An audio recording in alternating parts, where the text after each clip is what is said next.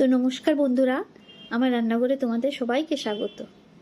তো আজ আমি তোমাদের সাথে আমার বাজারগুলো শেয়ার করছি। আজকে আমি বাজারে গিয়েছিলাম।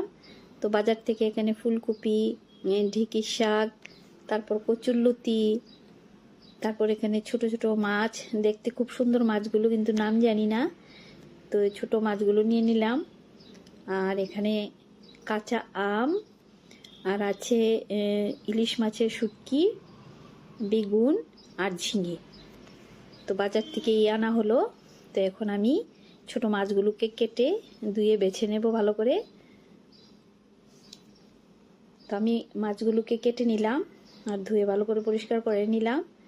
আর এখানে যেহেতু ছোট মাছগুলো ছোট, তো আলাদা করে ভাজতে গেলে ভেঙে যেতে পারে, তার জন্য আমি মশলা দিয়ে একসাথে মেখে নিচ্ছি। এখানে মশলার মধ্যে আছে পেঁয়াজ কুচি, আর শুকনো লঙ্কা বাটা, কাঁচা লঙ্কা বাটা, আর হলুদ আর নুন।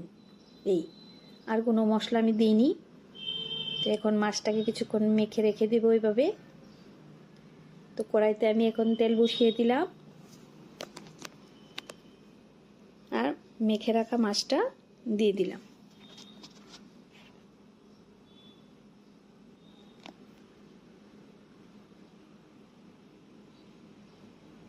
তো হালকাভাবে একটু নাড়িয়ে চাড়িয়ে এখন একটু আমি ঢাকা দিয়ে দেব।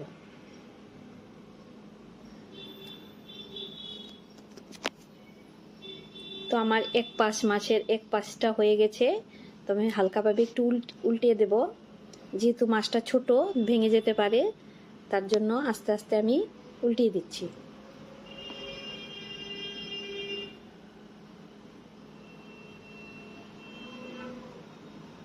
ছোট মাছ ভেঙে গেলে তো কাটা কাটা হয়ে যায়, তার জন্য আমি এরকমভাবেই রান্না করি। তাতে করে ভাঙে না মাছটা, আর ভাজাও সুন্দর মতনই হয়ে যায়। তো আমি ওই পাশটাও আবার একটু ঢাকা দিয়ে ভালো করে একটু ভেজে নেব।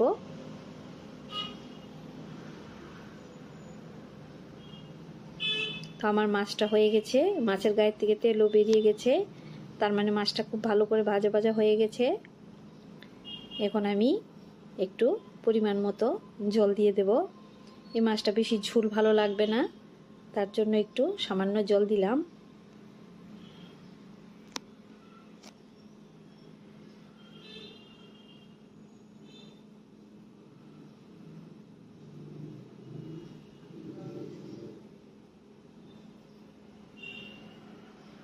তো এখন আমার মাছটা রান্না হয়ে গেছে।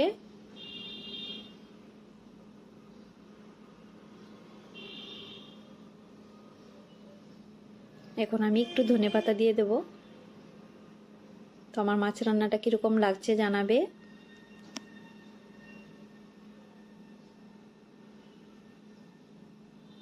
এই ছোটো মাছগুলো কিন্তু খেতে খুব দারুণ লাগে, আর যদি ফ্রেশ হয় মাছ তাহলে তো আর কোনো কথাই নেই।